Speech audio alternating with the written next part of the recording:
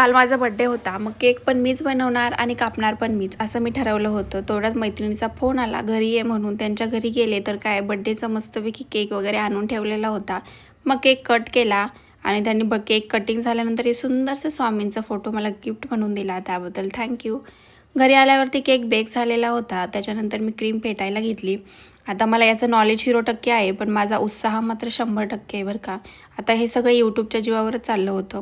मी फक्त यूट्यूबचे व्हिडिओ बघूनच केक बनवायचं ठरवलं होतं. छानपैकी केकला आयसिंग केली, सेट व्हायला फ्रीजमध्ये ठेवून दिला आणि आम्ही गेलो 4 वाजता बाहेर फिरण्यासाठी. म्हटलं बड्डे आहे तर दिवसाची छानशी सुरुवात करावा दर्शनाने, देवदर्शनाने, म्हणून मग इथं कात्रजला आलो होतो स्वामीनारायण मंदिरामध्ये. इथं गर्दी ना आज काहीच नव्हती. विकेंडला जास्त गर्दी असते. एवढ्या वर्ष झालं आहे पुण्यात राहते, पण अजून मी एकदाही या मंदिरामध्ये दर्शनाला आले नव्हते. फर्स्ट टाईम आले.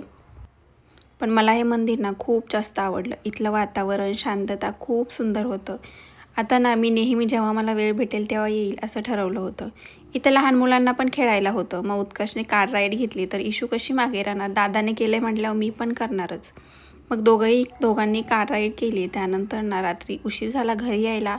मग जेवणाचा बेत बाहेरच ठरला होता. हॉटेलमध्ये गेलो जेवण करण्यासाठी. आता हे आमचे चिल्ले ना आता जेवणाची वाट बघताय, कारण यांना भूक लागली होती. घरी आल्यावरती केक कट केला आणि हाच तो केक जो मी बनवला होता.